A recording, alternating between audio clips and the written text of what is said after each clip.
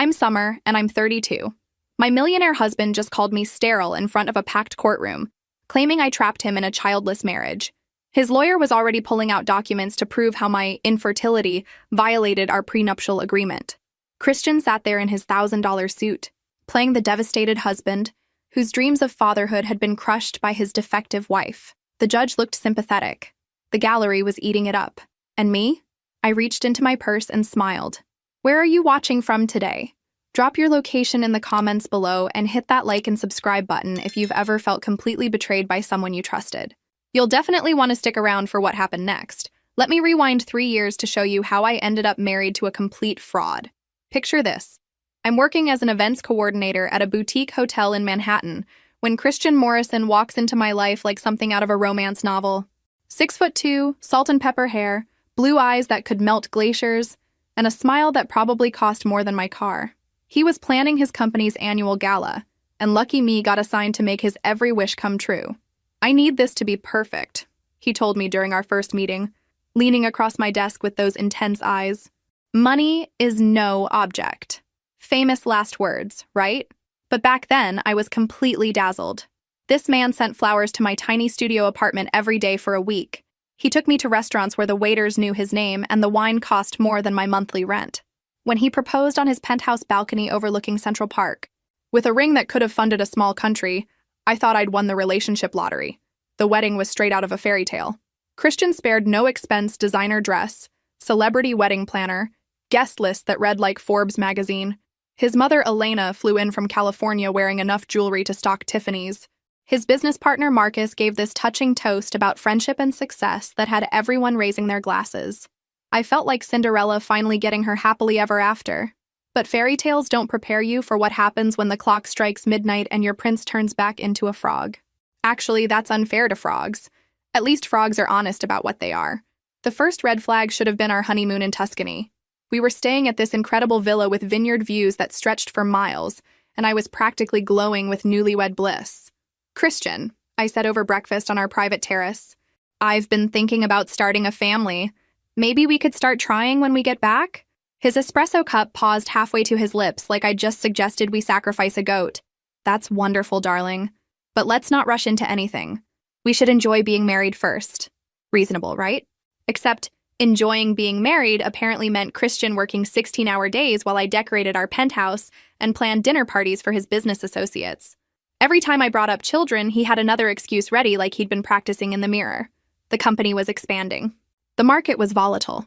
He wanted to take me to Paris first, or Tokyo, or Mars, wherever he could think of to change the subject. But those trips, they were absolutely perfect. Christian would transform back into Prince Charming. He'd hold my hand as we toured the Louvre, kiss me on the Brooklyn Bridge at sunset, post romantic photos on social media with captions about his beautiful wife. His followers ate it up, commenting about relationship goals and asking when we'd have little ones. If only they could see us behind closed doors, where my husband treated me like expensive furniture beautiful to look at, but not particularly functional. The moment we'd return from any trip, Christian would disappear faster than my hopes for our marriage. His office became his sanctuary, the gym became his second home, and our bedroom felt like a museum, beautiful, but completely untouchable. When I'd try to initiate any kind of intimacy, he'd suddenly remember an urgent email that required his immediate attention, because apparently, market fluctuations can't wait for your wife to feel loved. I started making excuses for him like it was my part-time job. Successful men have demanding schedules, I told myself. He's building an empire, and that takes sacrifice.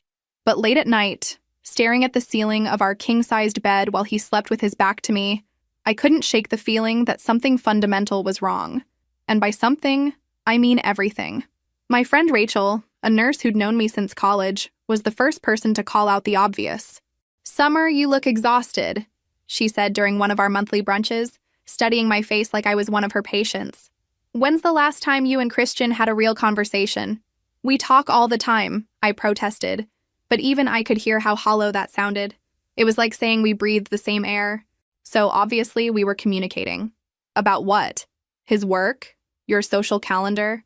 When's the last time he asked how you're feeling about anything that actually matters to you? I couldn't answer because I couldn't remember. Christian had mastered the art of conversation without actually communicating like a politician, but with better hair and worse intentions. He'd ask about my day while scrolling through his phone. He'd compliment my appearance for public consumption. But in private, I might as well have been wallpaper. The breaking point came on our second anniversary. I'd planned this romantic evening, his favorite restaurant, a bottle of wine we'd shared on our wedding night, lingerie that cost more than most people's mortgage payments. I wanted to feel connected to my husband again, to remember why we'd fallen in love in the first place. Christian came home 3 hours late. "Sorry, darling," he said, loosening his tie without actually looking at me. Marcus and I were reviewing quarterly projections, and you know how time flies when you're discussing expansion strategies. There I was, standing in our living room wearing a dress that hugged every curve, makeup perfect, hope dying a slow and painful death in my chest. "Christian, it's our anniversary." He paused with that deer-in-headlights look before his practiced smile slid into place. "Of course it is. How thoughtless of me. Let me just shower and we can order takeout from that Thai place you like." Takeout. On our anniversary. While I stood there dressed for seduction, feeling like the world's most expensive fool. That night I made a decision that would change everything. While Christian showered claiming he needed to wash off the stress of his day, because apparently stress is something you can scrub away with expensive soap, I picked up his phone. I know snooping is wrong, but desperate times call for desperate measures, and I was drowning in my own marriage. His text messages were surprisingly innocent. Business conversations with Marcus, scheduling with his assistant, the usual boring corporate communications. No secret affairs, no steamy exchanges with mysterious women. If anything, his digital life was as sterile as our relationship. How fitting. But something nagged at me. The way he and Marcus texted felt different. Comfortable in a way that Christian never seemed with me anymore. They had inside jokes, shared references, an easy intimacy that I envied. It was like watching two people who actually liked each other, which was a foreign concept in my marriage. You know what they say about curiosity in cats? Well, this cat was about to discover some very interesting information, and I was definitely going to survive to tell about it. Take Marcus, for example. Christian's business partner, best friend since college, and the man who seemed to know my husband's schedule better than his own wife did. They'd roomed together at Harvard, started their investment firm right after graduation, and somehow, Marcus was always around. Always invited to our dinner parties, always joining us for holidays, always the third wheel who never actually felt like a third wheel. More like I was the third wheel in their perfectly choreographed friendship. I started paying attention to things I'd previously ignored because I was too busy playing the perfect wife. The way Christian's entire demeanor would change when Marcus walked into a room suddenly animated, genuinely laughing, more alive than I'd seen him in months. The way they'd stand just a little too close during business discussions, their conversations flowing with an ease that made me feel like an outsider in my own home. "Marcus is coming for Thanksgiving," Christian announced one evening in November, not asking but informing me like I was his secretary. "Of course he is," I replied, not bothering to hide my sarcasm. Would it be a holiday without Marcus? Should I set a place for him at our anniversary dinner too? Oh wait, we don't have those anymore. Christian shot me a sharp look. "He's family, Summer. You know he doesn't have anywhere else to go." Family. Interesting choice of words, considering Marcus had parents in Connecticut and a sister in Boston. But apparently, our dinner table was where he belonged for every major holiday. I was starting to feel like the unwanted guest at my own celebrations, which is quite an achievement when you're paying for the turkey. But instead of starting another fight that would go nowhere, I decided to play detective. During Christmas dinner, I watched them like I was studying for the most important exam of my life. The shared glances, the way Marcus could make Christian laugh with just a raised eyebrow, the comfortable silence between them that spoke volumes. When Marcus complimented the dinner I'd spent all day preparing, Christian beamed with pride as if he'd cooked it himself. Here's something fun. Have you ever watched two people who are clearly in love try to pretend they're just friends? It's like watching a badly acted play where everyone's forgotten their lines but keeps going anyway. After the holidays, I made a discovery that sent my world spinning off its axis. Christian had forgotten to lock his home office safe, something that never happened, because my husband was more obsessive about security than the Pentagon. He kept important documents in there: property deeds, investment portfolios, insurance policies, and apparently life-changing secrets. I knew I shouldn't look. I knew I was crossing about 17 different lines. But my marriage was already broken, and I needed to understand why I was living with a stranger who happened to share my last name. Most of the contents were exactly what you'd expect: legal documents, financial records, business contracts. But tucked between his property deeds and his life insurance policy, like some kind of twisted Christmas present, I found a manila envelope with a medical clinic's logo.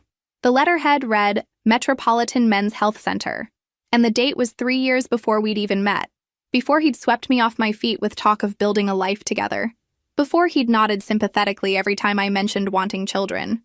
My hands were shaking as I opened it, and honestly, they should have been. Vasectomy consultation and procedure confirmation. Voluntary sterilization. Completed successfully. Patient counseled on permanence of procedure. Let that sink in for a moment. My husband had me believing I was broken while he'd literally made sure we could never have children. The audacity was almost impressive. The envelope slipped from my numb fingers like a smoking gun, and for a moment, I just stood there in Christian's office, staring at the evidence scattered across his mahogany desk. 3 years before he'd met me. 3 years before he'd swept me off my feet with promises of forever. 3 years before he'd let me believe that my body was somehow failing us both. Every conversation about our future family had been a performance worthy of an Oscar. Every time I'd suggested baby names or pointed out cute nursery furniture, he'd been acting. This man had built our entire relationship on a foundation of lies so elaborate, it would make politicians jealous. I photographed the documents with my phone, my hands still trembling with a combination of rage and vindication. Then I carefully returned everything to its exact position in the safe, because if Christian thought he was the only one who could play the long game, he was about to get a very rude awakening. The next few weeks were pure torture. I sat across from Christian at dinner, making small talk about his day, while inside I was screaming loud enough to wake the dead. I watched him chat with Marcus about their latest business ventures, and suddenly their relationship took on a completely different dimension.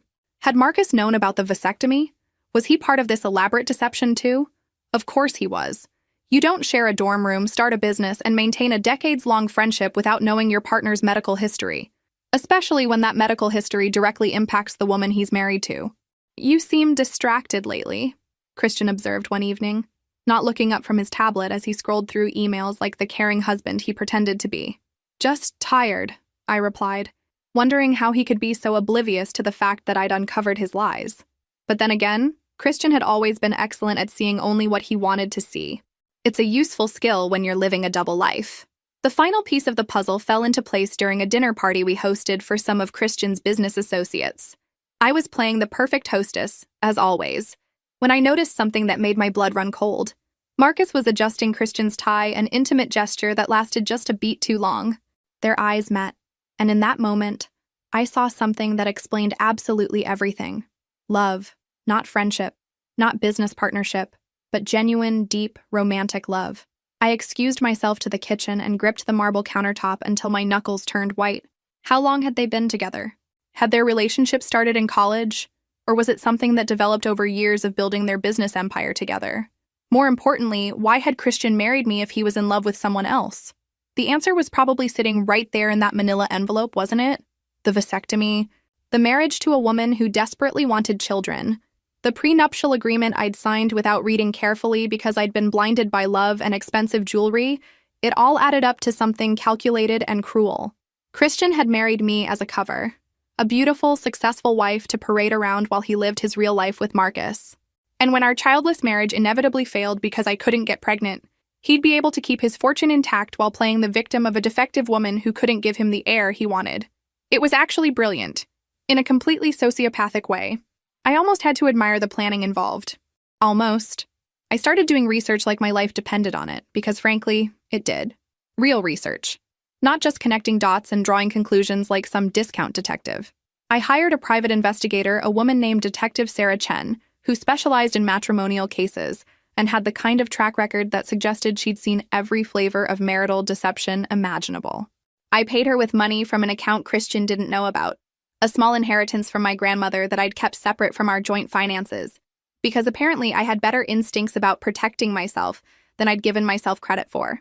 I need to know if my husband is having an affair, I told Sarah during our first meeting at a coffee shop in Queens, far from anywhere Christian or Marcus might accidentally stumble upon us.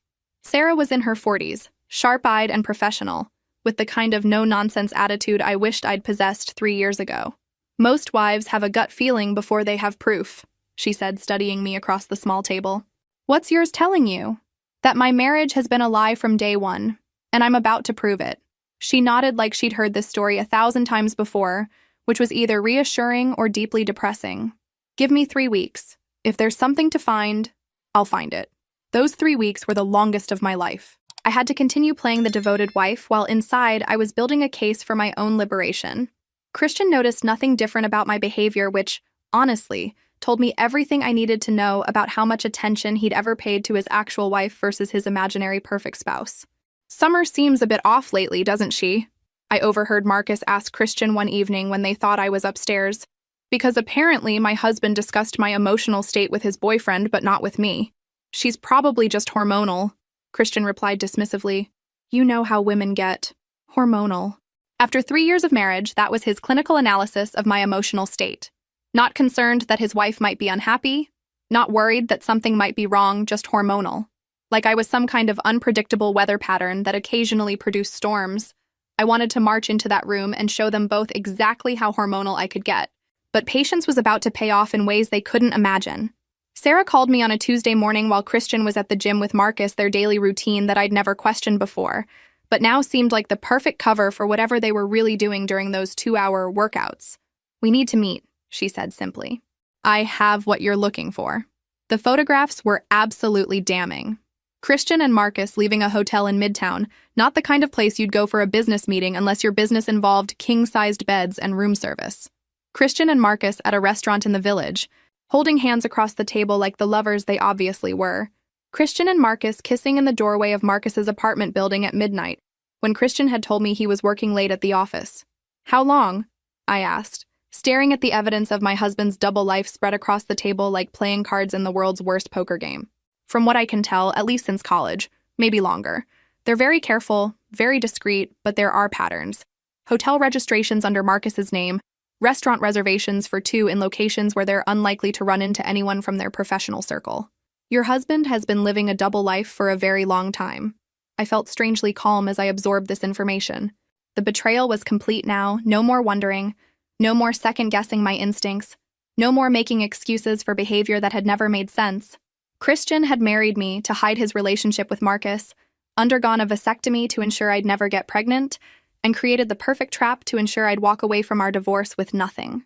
Except he'd made one crucial miscalculation. He'd underestimated his wife. I want a divorce, I announced on a Thursday evening, standing in the doorway of Christian's office while he reviewed quarterly reports. I'd rehearsed this moment for weeks, but my voice still came out stronger and clearer than I'd expected. Christian didn't even look up from his laptop. Because why would he?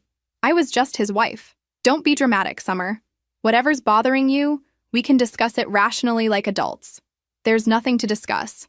I want out of this marriage. That got his attention. He finally lifted his head, and I saw calculation flicker in his eyes before his expression settled into what I'd learned to recognize as his negotiation face, the same one he used with difficult clients who didn't understand how lucky they were to have his expertise. Summer, let's not make any hasty decisions. Marriage is work, and we both need to put in more effort. Effort? I laughed, and it sounded harsh even to my own ears. Christian, when's the last time you touched me? When's the last time we had a real conversation about anything that mattered? When's the last time you treated me like a wife instead of an expensive accessory that looks good at company parties? He stood up, moving around his desk with the kind of predatory grace that had once made my heart race and now just made me angry. You're being emotional. This is exactly the kind of reaction that makes productive communication impossible. I'm done communicating. I've filed the papers. You'll be served tomorrow morning. The mask slipped then, just for a moment, and I saw something cold and calculating in his expression. The real Christian, the one who'd planned this entire charade from the beginning. You might want to reconsider that decision, Summer. Remember our prenuptial agreement. You signed away quite a lot of rights when you were so eager to become Mrs. Morrison. There it was, the threat I'd been expecting. The reminder that he held all the financial power. That he'd structured our marriage to ensure I'd be left with nothing if I ever tried to leave. Christian had always been thorough in his planning. It was one of the qualities I'd once admired about him. I remember, I said calmly.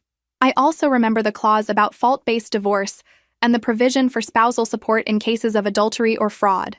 His confidence wavered slightly, like a crack appearing in expensive marble. I don't know what you think you know, but I know about Marcus. The words hung in the air between us like a live wire, crackling with dangerous energy. Christian's face went completely blank, that expressionless mask he wore when he was calculating his next move in a high-stakes negotiation. I don't know what you mean by that. Of course you don't. I turned to leave, then paused in the doorway for my exit line. Oh, and Christian, you might want to call your lawyer. You're going to need the best legal team money can buy. Trust me on this one. The divorce proceedings were exactly as brutal as I'd expected. Christian hired the most expensive legal team in the city, men in $1,000 suits, who specialized in protecting wealthy men from their inconvenient wives.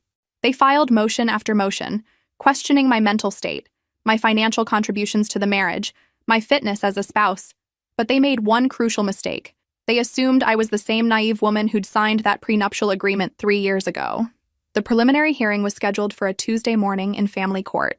I arrived early, dressed in a navy suit that projected competence and respectability, while Christian's lawyers had requested a closed hearing.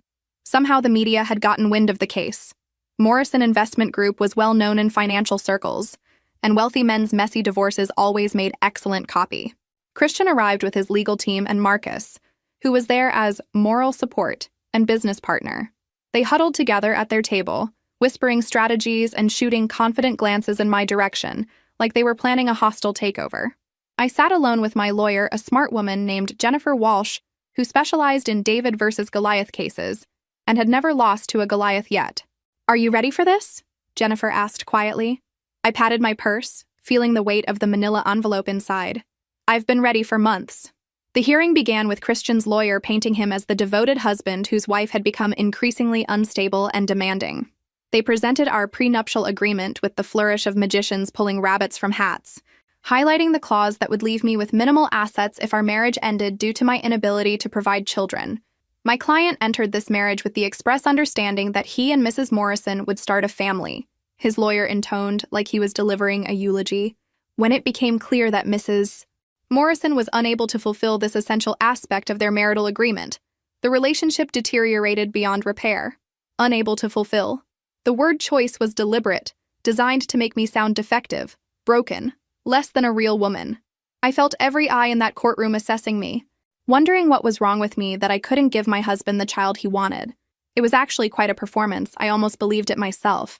But then Christian's lawyer made his fatal mistake. He looked directly at me with that smug smile that said he thought he'd already won.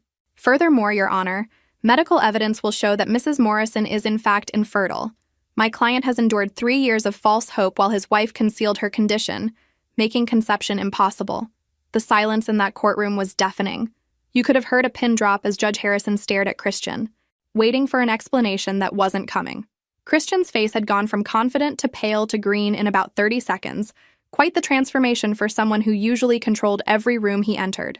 "Your Honor," I said, standing up despite Jennifer's surprised look. "I have evidence I'd like to present to the court." I walked to the judge's bench, my heels clicking on the marble floor like a countdown timer, and placed that beautiful manila envelope in his hands. The courtroom was silent except for the rustle of paper as he opened it and examined the contents. The vasectomy records, the private investigator's photographs, bank statements showing hotel charges and restaurant bills for Christian's secret dates with Marcus. Phone records documenting late-night calls between them while Christian was supposedly working late. Judge Harrison's expression grew darker as he reviewed each piece of evidence. Finally, he looked up, his gaze moving from Christian to Marcus to me like he was watching the world's most expensive tennis match. "Mr. Morrison," he said, his voice carrying the weight of judicial authority and barely contained disgust, "would you care to explain these documents?" Christian's lawyer jumped up like his chair was on fire. "Your Honor, we weren't prepared to address these allegations today. We request a continuance to properly review these documents and prepare our response." "Allegations?" Judge Harrison's eyebrows shot up as he held up one of the photographs. "This appears to be your client kissing another man outside an apartment building. Are you suggesting this is somehow fabricated?" I watched Christian's world crumble in real time, and honestly, I should probably feel guilty about how satisfying it was. But after 3 years of being made to feel like I was the problem, like I was broken and insufficient, watching him squirm felt like justice served with a side of karma. Marcus had gone completely white and was staring at his hands like they held the secrets of the universe. The man who'd been so comfortable playing the concerned business partner was suddenly very interested in the floor tiles. "Your Honor," Jennifer stood up, "these documents clearly show that Mr. Morrison has been living a double life throughout his marriage to my client. The vasectomy records prove he never intended to have children, making his claims about my client's alleged infertility not just false, but deliberately fraudulent." The judge flipped through more photographs, his expression growing more disgusted by the minute. This court has seen many cases of marital deception, but this level of premeditation is particularly disturbing. Mr. Morrison appears to have deliberately married Mrs. Morrison as a cover for his relationship with, Judge Harrison glanced at his notes, Marcus Delacroix, then structured their prenuptial agreement to ensure she would receive nothing when the inevitable divorce occurred due to his own voluntary sterilization. Christian finally found his voice, though it came out as more of a croak. Your Honor, my relationship with Marcus is purely professional. Mr. Morrison, the judge's voice was ice cold. I strongly advise you not to commit perjury in my courtroom. The evidence before me suggests otherwise, and I've seen enough court cases to recognize a lie when I hear one. The media section was frantically scribbling notes. I could already see tomorrow's headlines. Investment mogul's secret life exposed, and Millionaire's marriage was elaborate fraud. Christian's carefully constructed public image was disintegrating faster than a sandcastle in a hurricane, and I had front row seats to the show. In light of this evidence, Judge Harrison continued, I'm ruling that the prenuptial agreement is void due to fraud. Mrs. Morrison entered this contract under false pretenses, believing she was marrying a man who shared her desire for children, when in fact, Mr. Morrison had deliberately made conception impossible. Christian's lawyer looked like he'd been slapped with a wet fish. Your Honor, we respectfully request. Furthermore, the judge's voice cut through the courtroom like a blade.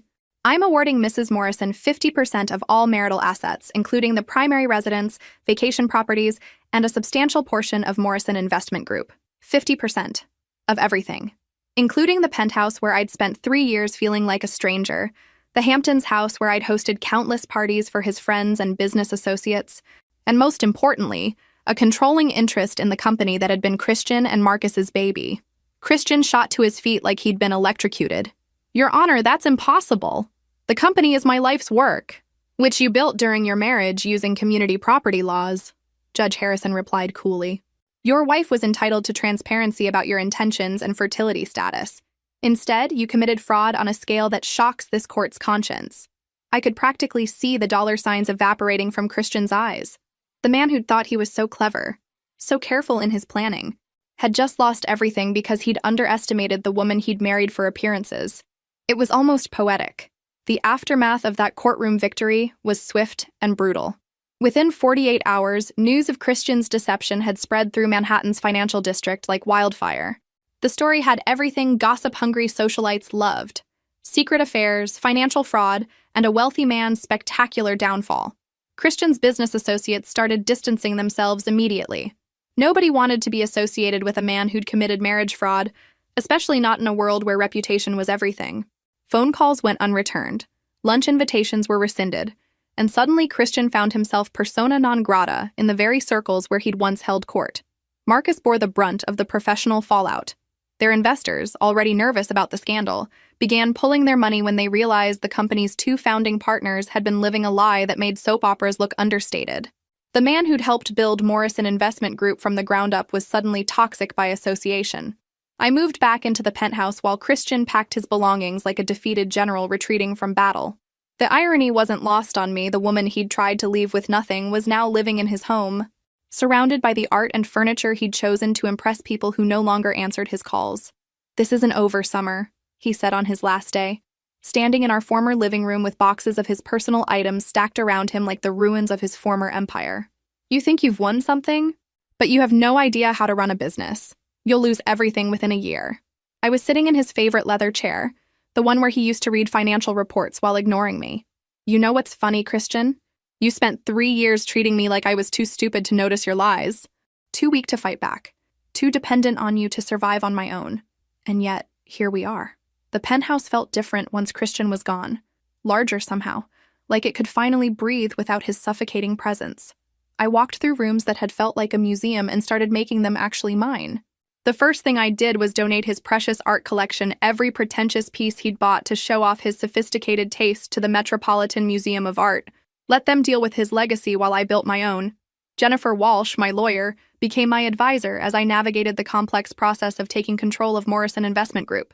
The company was hemorrhaging clients and money like a sinking ship, but the bones of it were solid. Christian and Marcus had built something valuable, even if they'd destroyed its reputation with their personal drama. You have 2 choices, Jennifer explained during one of our strategy sessions. Sell your shares and walk away with enough money to buy a small island, or fight to rebuild the company's reputation and potentially make even more money in the long run. I thought about that for exactly 30 seconds. I didn't go through all this just to take the easy way out. Besides, I want to prove that this company can succeed without them. The first board meeting I attended as a major shareholder was memorable in all the best ways. These men who'd known me only as Christian's decorative wife suddenly had to take me seriously as a business owner.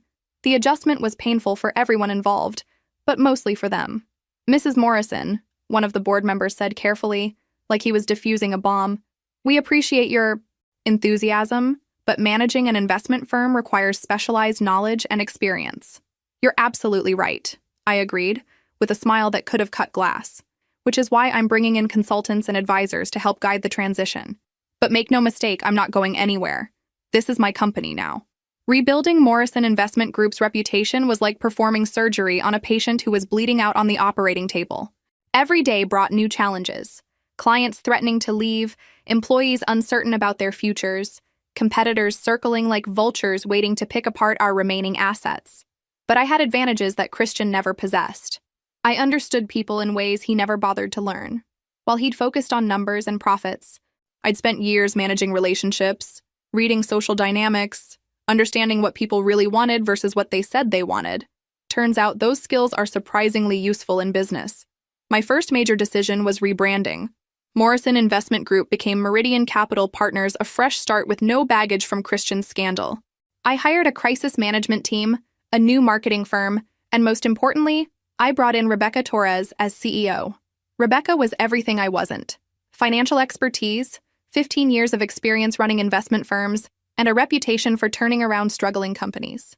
She was also a woman in a male-dominated industry who understood exactly what it felt like to be underestimated by men in expensive suits. "Why me?" she asked during our first meeting. "You could hire any number of experienced executives who'd probably work for less money and fewer questions." "Because you know what it's like to have everyone assume you don't belong in the room," I said. "And because when I researched your track record, I realized you're exactly the kind of person Christian would never have hired, which makes you perfect for what we're trying to build." Rebecca smiled at that. "You want to prove that the company can succeed without him. I want to prove it can succeed better without him." The first 6 months were brutal in ways I hadn't anticipated. We lost about 40% of our client base, had to lay off a third of our staff, and there were days when I wondered if Christian had been right about my ability to run a business. But slowly, gradually, we started attracting new clients who were intrigued by our story. Turns out, there were a lot of people who enjoyed the idea of investing with a company that had been built from the ashes of a fraud scandal. We marketed ourselves as transparent, ethical, and led by people who understood the real cost of deception. It was a compelling narrative, and more importantly, it worked. Marcus tried to reach out to me once, about 8 months after the divorce was finalized. He called my office, somehow got past my assistant, and caught me during a late evening when I was reviewing quarterly reports and wondering if I'd bitten off more than I could chew. "Summer, I wanted to apologize," he said, his voice heavy with guilt that was probably genuine. "I never meant for you to get hurt in all this." "But you knew I would be," I replied calmly, setting down my pen and leaning back in my chair. "You knew Christian had married me under false pretenses, knew he'd undergone a vasectomy, knew he was planning to leave me with nothing when our childless marriage inevitably failed. You knew all of that, and you participated anyway." "I love him," Marcus said simply. Like that explained everything and absolved him of all responsibility. "I know you do, but love doesn't excuse cruelty, Marcus, and what you both did to me was incredibly cruel.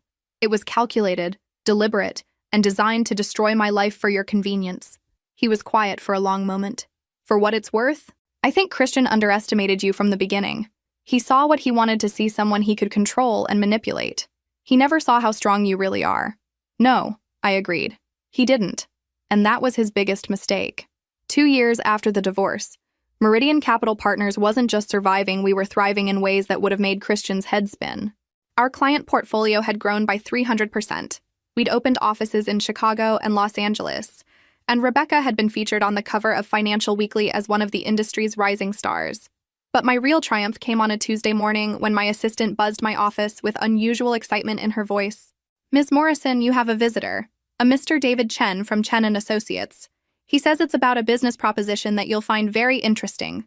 David Chen turned out to be Sarah's brother, the private investigator who'd helped me gather evidence against Christian. Unlike his sister, David was a corporate acquisitions specialist who made his living buying and selling struggling companies like some kind of business vulture. "I have something I think you'll want to see," he said, sliding a folder across my desk with the satisfaction of someone delivering excellent news. "Morrison Investment Group is going up for sale." I opened the folder and felt a smile spread across my face that probably looked borderline predatory. Christian and Marcus's original company, the one they'd lost most of their clients and investors after the scandal, was now bleeding money and desperately seeking a buyer. The asking price was a fraction of what the company had been worth during its heyday. "They're asking $12 million, David explained. "Based on their remaining assets and client contracts, it's actually a decent deal for someone who knows how to turn around a damaged brand. $12 million. Pocket change compared to what I'd walked away with from the divorce settlement. More importantly, it would give me the chance to complete the circle to own the company that Christian had built his entire identity around. There's one more thing," David added with a grin that suggested he enjoyed his work as much as I was about to enjoy mine. "They don't know you're the potential buyer. I've been representing you through a shell company, so as far as they know, they're selling to anonymous investors." The thought of Christian's face when he realized who was buying his life's work was almost too delicious to contemplate. Almost. The acquisition went through without a hitch, smoother than Christian's lies had once seemed. Morrison Investment Group officially became a subsidiary of Meridian Capital Partners, and with it came something I hadn't expected. Closure that felt better than any therapy session. Christian called me the day the sale was finalized. I was in my office, looking out at the Manhattan skyline and thinking about how much my life had changed when my phone rang with his number. I almost didn't answer, but curiosity won. "Summer." His voice was flat, defeated, stripped of all the confidence that had once made him so attractive. "I just found out who bought the company." "Congratulations on the sale," I said pleasantly, like I was talking to any other business acquaintance. "I hear you got a fair price considering the circumstances and the company's current reputation. Why?" The question came out raw, angry, like a wounded animal. "You've already taken everything from me. Why this too?" "I didn't take anything from you, Christian. I simply stopped letting you take from me." I leaned back in my chair, feeling oddly peaceful about this conversation. "You built that company during our marriage using community property. By law, I was always entitled to half of it. Now I own all of it, fair and square. You don't understand what that company meant to me. I understand perfectly. It was your identity, your proof of worth, your legacy. Just like our marriage was supposed to be my identity, my proof of worth, my legacy. The difference is, you tried to destroy mine while building yours on lies. I'm rebuilding yours with honesty." He was quiet for so long I thought he'd hung up. Finally, he said, "What are you going to do with it?" "Turn it into something that doesn't require fraud to succeed." The integration of Morrison Investment Group into Meridian Capital Partners took 6 months of careful planning. We kept the best employees, the most valuable client relationships, and the solid investment strategies that had made the company successful in the first place. Everything else, the toxic culture, the old boys network, the casual arrogance that had enabled Christian's deception, we scrapped completely. But the real surprise came when I discovered just how deep Christian's financial troubles had become. The man who'd once controlled millions was now struggling to make ends meet like some kind of financial pauper. His reputation in the financial world was destroyed, his personal brand was toxic, and the divorce settlement had left him with far less than he'd anticipated. Marcus had fared slightly better, but only because he'd had the sense to distance himself from Christian once the scandal broke. He'd moved to California, started a small consulting firm, and was slowly rebuilding his career under a lower profile. Smart man, even if his taste in partners was questionable. As for me, I was living in the penthouse that had once felt like a prison, running companies that generated more revenue than Christian had ever dreamed of, and for the first time in years, I felt like I could actually breathe. But the story doesn't end with professional success and financial revenge, because apparently life had more surprises in store for me. I was at a charity gala, the kind of event I'd attended dozens of times as Christian's arm candy when I met Dr. James Mitchell. He was a pediatric surgeon at Mount Sinai, recently divorced himself, and refreshingly unimpressed by my business success or social status. "So, you're the woman who brought down Morrison Investment Group," he said when we were introduced, his tone more curious than judgmental. "I'm the woman who survived Morrison Investment Group," I corrected. "There's a difference." He studied me with intelligent gray eyes that reminded me of storm clouds. "I imagine there is." That must have taken incredible strength. It was the first time in years that someone had acknowledged what I'd been through rather than just focusing on what I'd gained from it. Most people saw the penthouse, the successful company, the financial victory, and assumed I'd come out ahead. James was the first person to recognize that surviving that level of deception and betrayal had required something deeper than just good lawyers and determination. We talked for 3 hours at that gala, long after the formal program had ended and most guests had gone home. He told me about his work saving children's lives, about his own messy divorce from a woman who'd wanted a doctor's salary but not a doctor's schedule. I told him about building a company from the ashes of a fraudulent marriage, about learning to trust my instincts after years of being gaslighted by a professional. "Would you like to have dinner sometime?" he asked as the evening wound down. "Somewhere quiet where we can continue this conversation without 100 people pretending not to eavesdrop?" I almost said no. After everything I'd been through with Christian, the idea of trusting another man felt about as appealing as voluntary root canal surgery. But something about James felt different, genuine in a way that Christian had never been, even during his most convincing performances. "I should probably warn you," I said. "I come with a lot of baggage.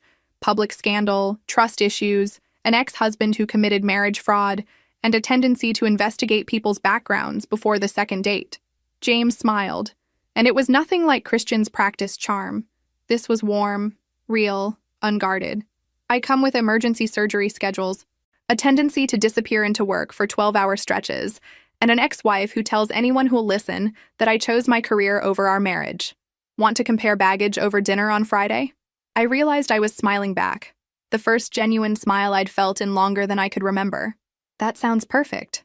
6 months later, I was standing in the bathroom of my penthouse, staring at a pregnancy test with 2 pink lines, feeling emotions I couldn't quite name. After everything Christian had put me through the years of thinking I was broken, the public humiliation in court, the cruel irony of being called sterile by a man who'd made himself sterile, I was pregnant. James and I had been taking things slowly, building trust and intimacy in ways I'd never experienced with Christian.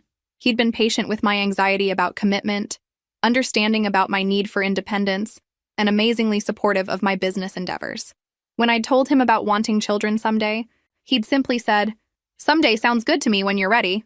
Apparently, someday had arrived sooner than either of us expected. "Summer?" James called from the bedroom. "Everything okay in there?" I opened the bathroom door, still holding the test, still trying to process this turn of events. James took one look at my face, then at the test in my hands, and his expression shifted from concern to wonder. "Are you?" he started, then stopped, waiting for me to tell him how I felt about this news before he revealed his own reaction. "I'm pregnant," I said, the words feeling surreal. After all of Christian's lies about me being infertile, after believing for years that I might never be able to have children, I'm actually pregnant. James crossed the room in 2 steps and wrapped me in his arms, careful and gentle like he was afraid I might break. "How do you feel about it?" "Terrified," I admitted. "Excited, vindicated. Like the universe has a sense of humor and excellent timing." When Emma Rose Mitchell was born on a snowy Tuesday morning in February, weighing 7 pounds and 2 ounces with a full head of dark hair and her father's determined chin, I finally understood what true victory looked like. It wasn't the financial success, wasn't the professional recognition, wasn't even the satisfaction of watching Christian's empire crumble. True victory was holding my daughter in my arms, knowing that I'd survived everything that had tried to break me and emerged stronger, wiser, and infinitely more capable of love than I'd ever thought possible. James proposed when Emma was 6 months old, not with a massive diamond designed to impress other people, but with his grandmother's simple gold band and a promise that he'd spend his life being worthy of the trust I'd placed in him. We married in a small ceremony in the garden of the penthouse, surrounded by the people who'd supported me through the darkest period of my life. As for Christian and Marcus, they weren't invited, obviously. I'd heard they'd moved to Portland, where Marcus was running a small investment advisory firm, and Christian was working as a mid-level analyst. They were together, finally living openly as a couple, but their professional reputations had never recovered. Sometimes the best revenge really is living well, and I was living very, very well indeed. If this story resonated with you, make sure to like and subscribe for more tales of people who turned their worst betrayals into their greatest triumphs. Remember, sometimes the people who underestimate us give us the greatest gift of all the motivation to prove them spectacularly wrong.